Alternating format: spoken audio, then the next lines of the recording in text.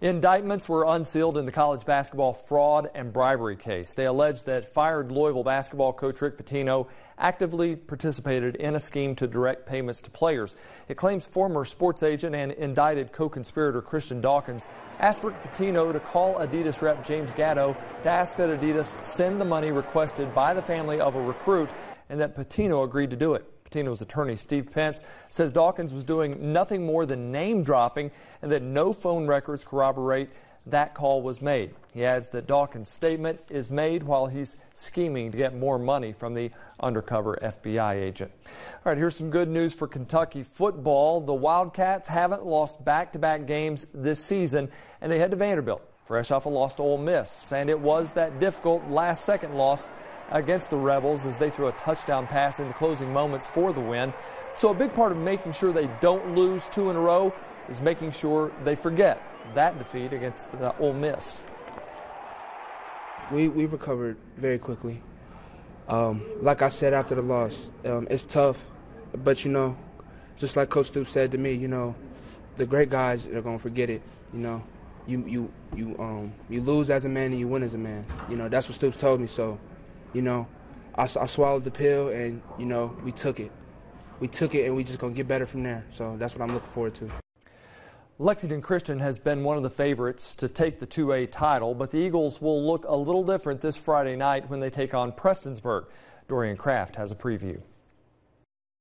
LCA has been one of the most prolific offenses this season. They're averaging just over 50 points per game. That's not just the best in the 2A, it's the best in the state. But if the Eagles are going to contend for their first state championship since 2009, they're going to have to do it without quarterback Logan Nevis. Nevis injured his knee during the first half of the Eagles' 48-0 win over Leslie County Friday. Oh, it was awful seeing a brother go down, and he was screaming. That was painful for me. Backup Josh McClurg held his own. The sophomore rushed for a touchdown and threw for 2 more, completing 5 of 9 passes for 57 yards. For him to step up at the quarterback level in the cold and rain and terrible conditions kind of last week for the first time in major meaningful minutes, a testament to the alpha dog that he is. Of course, the Eagles still have one of the top scorers in Kentucky in Dylan Wheatley.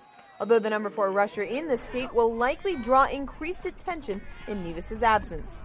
Josh McClurg still can throw the ball, and he will, and I'm not too worried about it.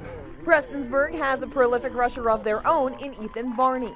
He's racked up just under 1,200 yards and 14 touchdowns in 8 games. He's averaging just under 150 rushing yards per game. It's safe to say that whichever team stops the run Friday night will probably walk away with a victory. In Lexington, Dorian Kraft, LEX 18 Sports. Today's the first day of the college signing period, and Matthew Mitchell signed 2 for next season. Harlan County's Blair Green is a 6-foot guard and a 4-star recruit, according to ESPN. You may remember that she had him ziplining during his visit. The other is Ryan Howard, a 6'2 guard out of Cleveland, Tennessee. ESPN ranks her as the 10th best guard in 2018 and a 5-star. These 2 will certainly help out next year for Coach Mitchell. LEX 18 News. We'll be right back.